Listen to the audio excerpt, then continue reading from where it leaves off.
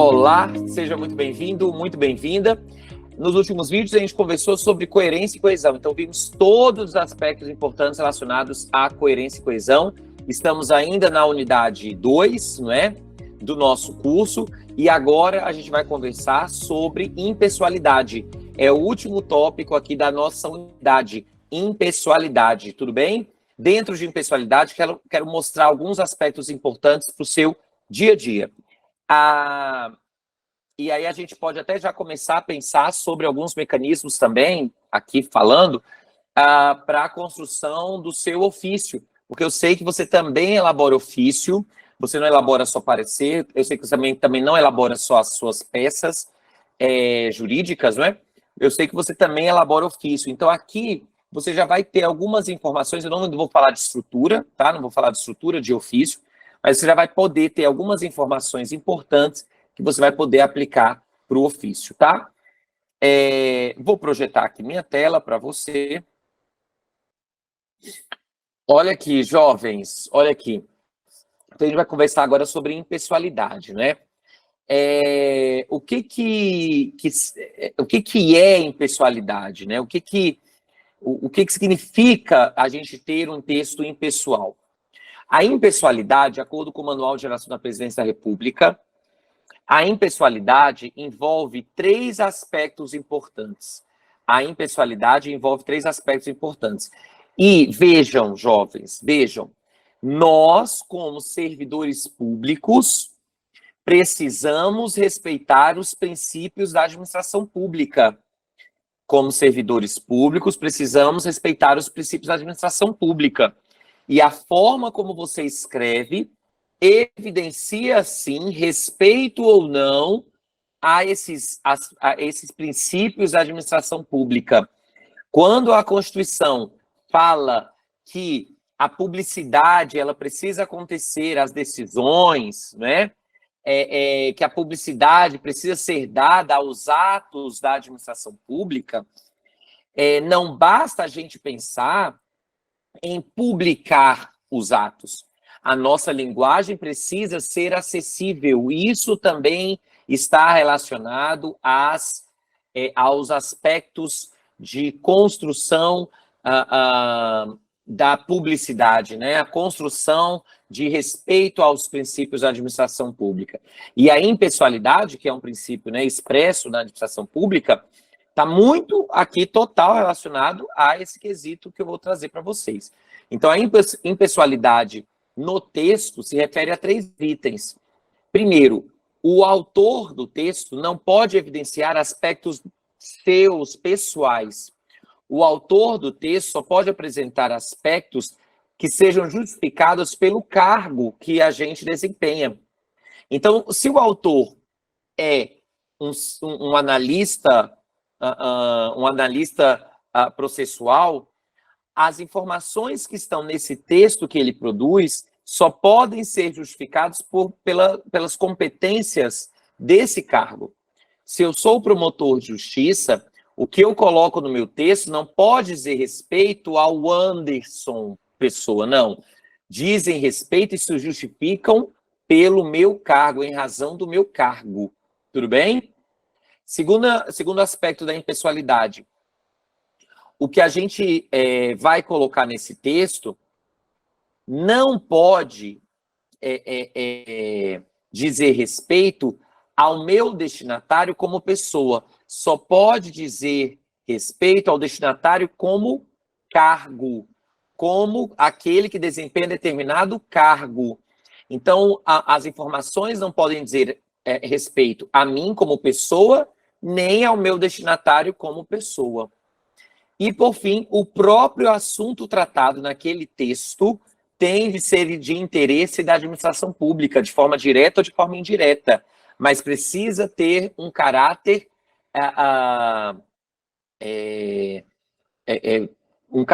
que seja de interesse público, né? Não seja algo meramente pessoal, né? Precisa ter um caráter institucional, certo? Diante disso, a gente tem de pensar muito nos aspectos de padronização, não é? Porque eu vejo ainda as pessoas quererem colocar estruturas nos textos porque acham bonito, porque acham legal. E isso não é ser não é ser impessoal, é ser totalmente pessoal.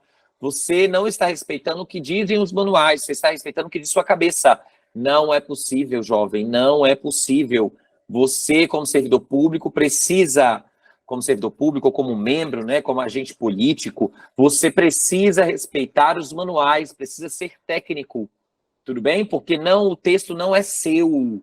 Não, o texto não é seu. O texto é da instituição, né? Então, vamos lá. Então, quando a gente vai seguir a impessoalidade, é claro que a gente vai eliminar o tom pessoal, íntimo, né? Então, olha aqui, nesse primeiro, peço para que o amigo juiz reconsidere a decisão, já que está clara a argumentação posta nos autos. Eu já vi isso. Foi de um advogado, não foi de um membro do Ministério Público, mas aqui eu quero deixar bem evidente como isso aqui fere a impessoalidade. Mas também fere a impessoalidade quando a gente pega um texto desse jeito, ó.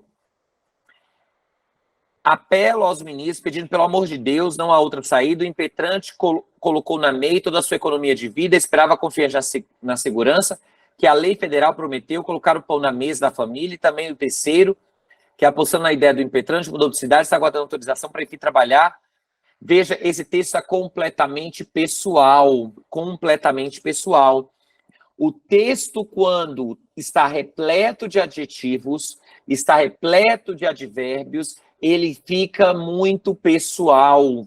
É como se eu estivesse ali adjetivando para agradar aquele leitor, para agradar aquela pessoa. E não, não, não, não. A gente vai colocar informações que sejam coerentes ao cargo.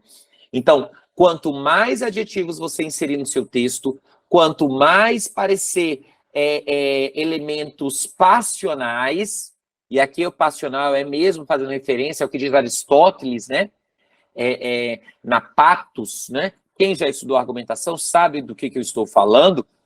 O meu mestrado foi em argumentação no Tribunal do Júri. Então, lá no Tribunal do Júri, eu sei que você é promotor, você é servidor que atua, né? Lá no Tribunal do Júri, você pode pensar assim, mas lá é válido, lá é válido. E lá é válido, sabe por quê? Porque lá eminentemente acontece a linguagem oral. Lá o que vale muito é a linguagem oral. E na linguagem oral, a gente tem outras estratégias para atingir o leitor, para fazer com que esse leitor adira à nossa tese. Agora, quando a gente tem um texto escrito, a gente precisa respeitar alguns princípios. Então, elimine ao máximo os adjetivos do seu texto. Isso faz com que o seu texto fique mais sóbrio, fique mais sério, fique mais institucionalizado. Tudo bem? Aí, olha aqui um outro exemplo. Aqui o outro exemplo é quando a gente tem aqui, ó, deixa eu falar aqui o outro exemplo, é porque eu pulei o outro exemplo. O outro exemplo está aqui, ó. Ao ensejo manifesta elevada estima e distinta consideração. Isso daqui é falta de impessoalidade. Você está usando um texto público para falar de algo pessoal, para falar que você admira aquela criaturinha. E talvez você esteja esteja querendo agradar o leitor, mas na pessoa, e a gente não pode fazer isso. Tudo bem? O Anderson, mas eu sei que é uma mistura muito comum. Sim, é muito comum, mas a gente não vai usar no nosso texto. Tudo bem? A gente vai evitar esse tipo de construção.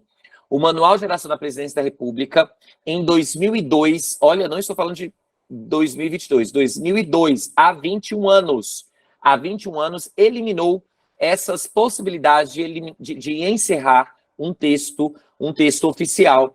O manual, ele fala que é para a gente encerrar só com atenciosamente e com respeitosamente.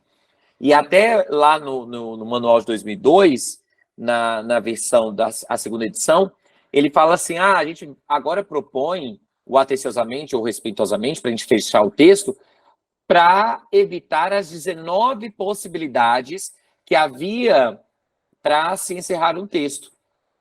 E uma das possibilidades era essa daqui. Então, a gente não vai usar mais. Não. Estamos em uma outra era.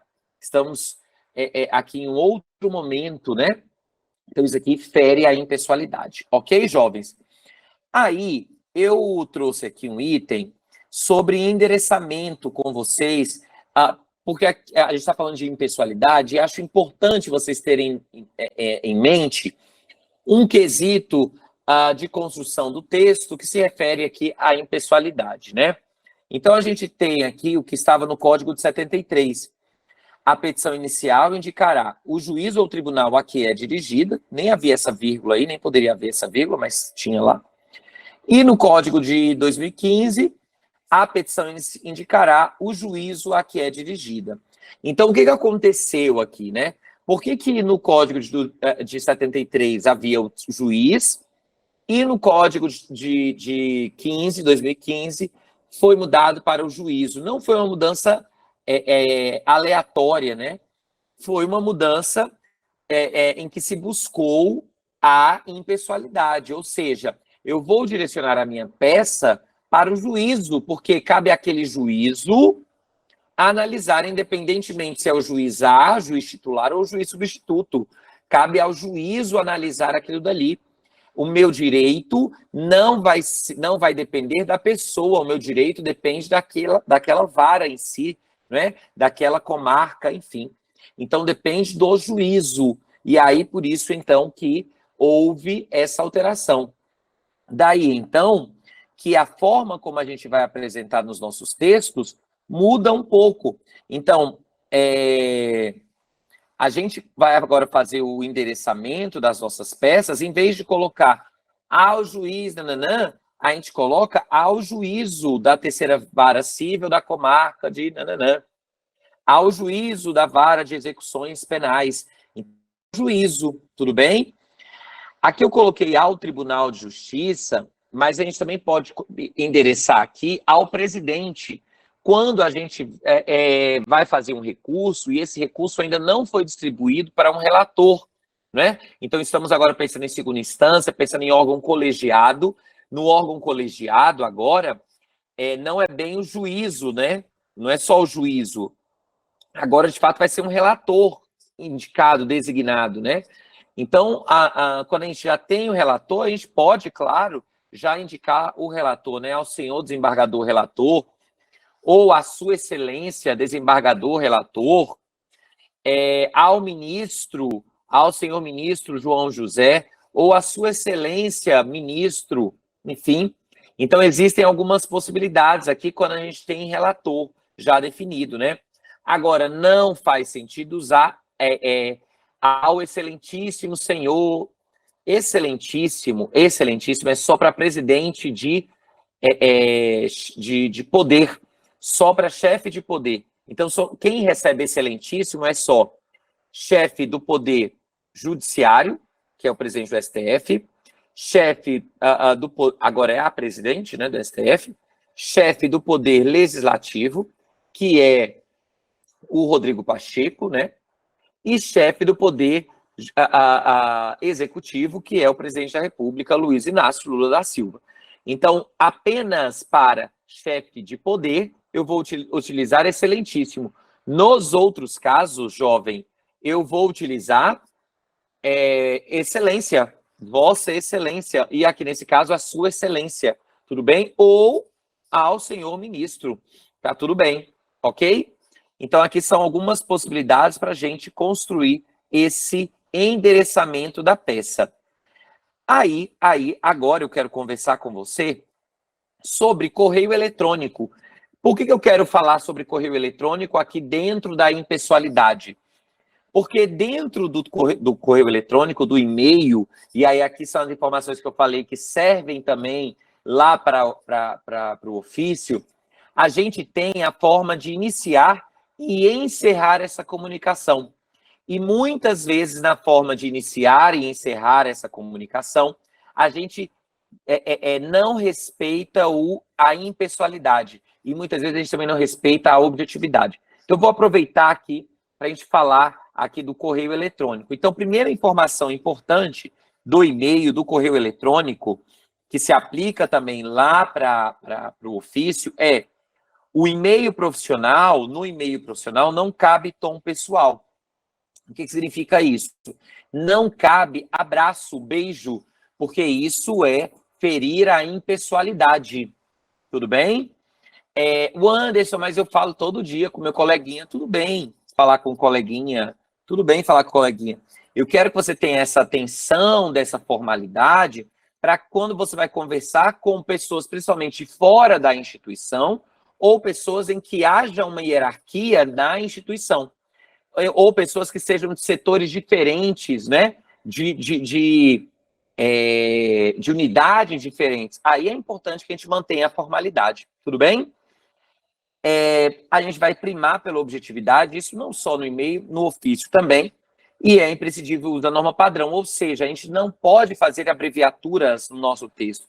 A gente não pode fazer abreviaturas no nosso texto. Não podemos colocar VC, não podemos colocar Q, não fazemos abreviatura, ok? Aí, no nosso e-mail, a gente vai começar com o assunto, não é? E também a gente faz isso lá no ofício, a gente coloca o assunto, e esse assunto, em regra, é composto por substantivos. O assunto é composto, em regra, por substantivos. Então, em vez de colocar quero marcar reunião, eu vou falar agendamento de reunião ou marcação de reunião. Substantivos. Por quê? Porque são os substantivos que, em regra, contêm o conteúdo da informação. E aí, como a gente precisa ser rápido aqui, eu preciso colocar poucas informações nesse assunto. O Manual de Geração da Presidência da República fala entre 4 e 5 palavras no máximo. Então, quando a gente coloca substantivos, a gente mantém essa transmissão de informação. Tudo bem? Outro quesito importante não vamos usar caixa alta, né? Nem no ofício, nem no e-mail. Não vamos usar caixa alta, só inicial maiúscula, tudo bem? Agendamento de reunião, o A é maiúsculo. Certo, jovens? Tudo bem? Participação no congresso, solicitação de documento, só o S que é maiúsculo aí, ok? O vocativo, jovens, o vocativo. Aqui existem essas possibilidades para o vocativo formal, né? Não estou falando do vocativo que você vai mandar para o seu amiguinho, para o seu amorzinho. Pensando no e-mail institucional, né? Assim como também esses mesmos vocativos servem para o e-mail, para o ofício, tudo bem? Então, senhor mais o cargo, com a inicial maiúscula, senhor juiz, senhora mais o nome, então, senhora Joana, prezado mais o cargo, prezado réu, prezado beneficiário, prezado consumidor. Então, aqui, prezado mais o nome, prezado mais o nome. Então, são possibilidades para eu usar tanto no e-mail institucional quanto lá no ofício. Informação importante. O Anderson, eu quero mandar, eu sou o chefe da minha seção. E como chefe da seção, eu vou mandar agora para várias outras seções uma informação. E aí, né, nessa ideia de mandar para várias outras seções, qual é o vocativo que eu vou utilizar? Então, veja, você pode simplesmente utilizar senhor-chefe. Senhor-chefe. Senhor-chefe. Posso colocar aqui senhor-chefe. Senhor-chefe, vírgula. Tá, tudo bem. O Anderson, eu não vou colocar senhores chefes? Não. Porque o e-mail, quando vai for recebido, vai ser recebido por uma pessoa. Veja que eles não vão se reunir todos e vamos aqui abrir o e-mail. Não. Veja, se fosse essa situação, senhores chefes, se fossem aqui várias pessoas aqui comigo, vários chefes, aí faria sentido eu falar senhores chefes. Mas não, cada chefe recebe lá no seu e-mailzinho, lá na sua caixa de entrada, bem bonitinho. Então, senhor chefe. Tudo bem? Ok? Senhor chefe. O Anderson, aqui eu quero ressaltar que existem mulheres. Então, veja, senhor chefe serviria ali para as mulheres também. Mas eu quero ressaltar, eu quero enfatizar isso. Tudo bem. Então, você pode colocar senhora chefe e senhor chefe. Opa. Aqui. Senhora chefe e senhor chefe. Então, eu posso enfatizar senhora procuradora e senhor procurador. Tudo bem? Por quê? Porque eu vou mandar para mais destinatário, e aí pode haver um destinatário do gênero masculino e gênero feminino. Então eu posso ressaltar isso, senhora procuradora e senhor procurador. A preferência é pelo gênero feminino no início e depois o gênero masculino. Agora eu quero fazer uma observação, preste atenção aqui, preste atenção. Quero colocar primeiro o gênero feminino e depois o gênero masculino? Ok. Mas lá dentro do texto, você vai ficar atento para verificar se não vai haver necessidade de fazer também flexão. Porque não basta falar senhora chefe e senhor chefe e depois ficar usando o masculino genérico no texto. Então, informo que o procurador, ou melhor, vamos lá, vamos pensar assim. Senhora promotora de justiça e senhor promotor de justiça, vírgula. Vossa Excelência foi convidada e convidado para participar como membra e como membro efetiva e efetivo do colegiado. Nanana. Percebam que essa construção está cansativa. Então, em construções cansativas, em construções repetitivas, preste atenção em nome de Jesus, não entenda o que eu estou falando de maneira equivocada. Em construções repetitivas, é preferível o masculino genérico. Senhor promotor de justiça, vírgula, Vossa Excelência foi convidado para participar como membro efetivo do comitê de... Porque a informação fica mais objetiva. Agora, não, Anderson, eu não vou ficar fazendo toda hora flexão. Então, aí você pode fazer. Senhora promotora de justiça e senhor promotor de justiça, vírgula. Convido Vossa Excelência para participar do comitê gestor. Não, pronto. Tá tudo bem, não fiz nenhuma, não ficou cansativo o texto, tá ótimo. Ficou claro isso? Então, preste atenção, porque se você quiser o uso lá no início, precisa ter o cuidado para fazer a flexão dentro do texto, ok?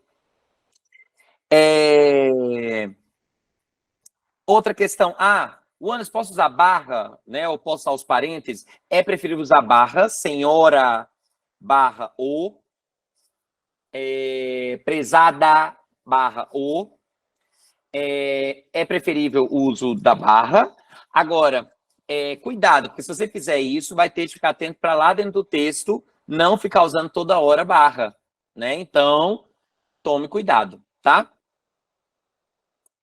Muito bem, aí, quando a gente vai fazer o fecho do documento... outra coisa. Você viu que do assunto eu parti para o vocativo. Eu não utilizei boa tarde, boa noite, olá. Não há isso em e-mail institucional. Boa tarde, boa noite. Boa tarde, boa noite, você vai dar para o seu amiguinho. Em e-mail institucional, nada garante que quando você manda bom dia, eu vá ler de dia. Nada garante que eu vá ler à tarde. Nada garante isso, tudo bem? Então, não há essa questão de bom dia, boa tarde, boa noite. O seu cargo não diz boa tarde, bom dia, boa noite. Isso está longe de uma comunicação ríspida. Está longe de comunicação ríspida. A comunicação ríspida vai acontecer dentro do texto, se você for grosso, se você for ríspido, se você for grosso, se você for ríspida. Tudo bem? Então, para finalizar o texto, e para finalizar também este vídeo, a gente vai falar aqui a gente vai ver a forma como encerra o texto. Posso apresentar essa estrutura depois que eu apresentei uma questão, senhor, se houver dúvida, estou à disposição. Agora, é claro que para eu fazer isso aqui, se houver dúvida, estou à disposição, é preciso que eu tenha evidenciado algo que gere dúvida, né? Se houver dúvida, estou à disposição. Então, primeiro houve uma questão de dúvida, houve uma questão que pode gerar dúvida, e aí eu vou falar, se houver dúvida, estou à disposição. Agora, a reunião será no dia tal. Se houver dúvida, estou à disposição. Gente, qual é a dúvida que pode surgir disso? Entende? Então, tome cuidado com as estruturas que todo mundo faz e eu faço também. Não, você é um ser de luz, você é um ser crocante, não vai ficar repetindo algo que é desnecessário. Aí você tem essas três possibilidades aqui para encerrar o seu e-mail. Você pode usar o atenciosamente, o respeitosamente e o cordialmente. Atenciosamente, respeitosamente e cordialmente. Isso eu estou falando para o e-mail, tá? No ofício, você vai preferir só o atenciosamente e o respeitosamente. Quando você vai usar o atenciosamente? Atenciosamente quando o seu interlocutor, preste atenção, anote aí. quando o seu interlocutor não tem hierarquia com você, não há hierarquia. Então, o e-mail que eu troquei com os colegas de vocês que pensaram aqui neste curso, não há hierarquia entre nós. Então, cordialmente. Ou se eu, Anderson, estou, né, conversando com um promotor de justiça. Eu, Anderson, no STJ, não tenho nenhuma hierarquia com o promotor de justiça. Eu vou utilizar atenciosamente. Tudo bem? Agora, você também vai usar o atenciosamente, segundo caso, quando a hierarquia do seu interlocutor for a mesma que a sua. Você é chefe, envia para outro chefe, a mesma. E terceiro caso, quando o interlocutor tem uma hierarquia inferior, você é chefe, vai enviar para o... você é chefe de gabinete e envia para o assessor. Você é chefe dele, então, a hierarquia, atenciosamente. Respeitosamente. Respeitosamente é quando a hierarquia é superior. Então, eu, quando vou falar com os meus chefes, vou utilizar o respeitosamente. Cordialmente, eu uso para apenas um e-mail, né? Para quando eu não quero evidenciar uma formalidade. Ele é formal, mas ele não é tão formal, ele é menos formal. Não há hierarquia entre esses interlocutores. Tudo bem? Certo? Ok? Deixa eu ver se eu esqueci de falar algum detalhe. Não. Boa. Que tem, não. Eu preciso falar sobre isso. Uso de primeira pessoa, preste atenção. Eu posso usar primeira pessoa no texto, no e-mail, no ofício, no parecer. Isso fere a impessoalidade, né? Porque a gente está falando sobre impessoalidade. Isso fere a impessoalidade? A resposta é não. Não firo a impessoalidade ao usar a primeira pessoa. Eu vejo que as pessoas ficam usando vários artifícios, várias artimanhas para não usar a primeira pessoa e acaba que torna um texto bem artificial, né? Que é toda hora colocar ali em terceira pessoa, busca-se em vez de falar busco, objetiva-se em vez de falar objetivo. Então, não há problema em utilizar a terceira pessoa, não. Objetiva-se, busca-se. Eu acho menos objetiva a informação, né? Você não vai direto ao ponto. Mas é possível.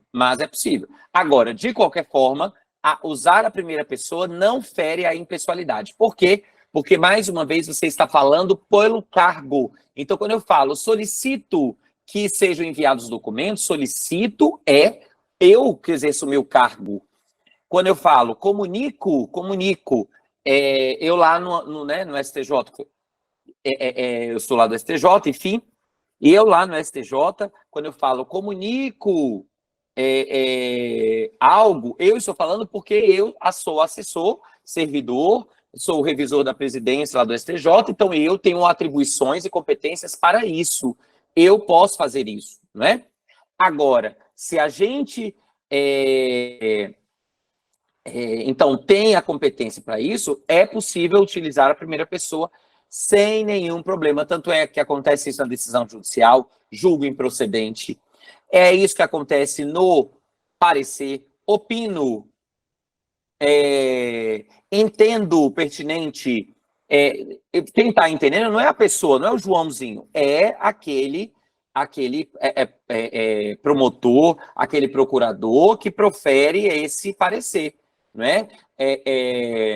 Não precisa também colocar como o Ministério Público entende, pode colocar, mas você, promotor, né, ou você, assessor de promotor, enfim, você tem competência para opinar, né, para entender determinado aspecto. Então, não há nenhum problema em relação a isso, a usar a primeira pessoa. E aí, dentro disso, para a gente finalizar, a ideia de que quando a gente vai mandar um e-mail e aí a gente quer colocar a primeira pessoa do plural, não faça isso. Veja, André, eu sou chefe e estou falando pela coordenação toda, por toda a vara, por toda a unidade. Sim, mas você tem competência para isso. Veja, o presidente do STJ, a presidente do STF, quando ela vai enviar a comunicação, ela não fala comunicamos, solicitamos. Ela está falando pelo órgão inteiro, pelo STF inteiro. Muitas vezes ela está falando pelo Poder Judiciário inteiro e ela não fala comunicamos, é comunico, porque ela, como presidente, tem competência para falar pelo órgão, pela instituição. Então, você, quando for enviar o seu e-mail, não vai falar solicitamos. Não, solicito. É o coordenador, ou não, é a secretária, é o secretário, é a secretária que vai enviar a comunicação, informa, ok, você tem competência para isso. Tudo bem, jovens? Ok? Não usem a primeira pessoa do plural. Só use a primeira pessoa do plural quando, de fato, houver mais de uma pessoa praticando a ação. Informo que analisamos, ok, você, o chefe, e outra pessoa analisou. Então, analisamos a situação funcional. E só faz sentido também, lá no ofício, usa a primeira pessoa do plural, se for para o caso de duas pessoas assinarem esse documento. Ok? Tudo bem? Pronto. Agora sim. Então, a gente encerra aqui este vídeo sobre impessoalidade. Deixa eu só passar aqui um exercício, porque a gente faz na nossa aula ao vivo. Faça aqui, ó, jovem, faça aqui a atividade. Deixa eu mostrar aqui para você, deixa eu mostrar aqui. Ó, você pode fazer a questão 5, 6, 7. Opa, aqui não pode ter resposta. 5, 6, 7, 8, 9, 10, 11 e 12, 13 e 14. Pronto, agora você pode fazer aqui, ó, páginas 6 e 7, você pode fazer todas as questões de 5 a 14, 5 a 14, tudo bem? E aí eu corrijo na nossa aula ao vivo, certo? É isso, e até a próxima unidade, jovem.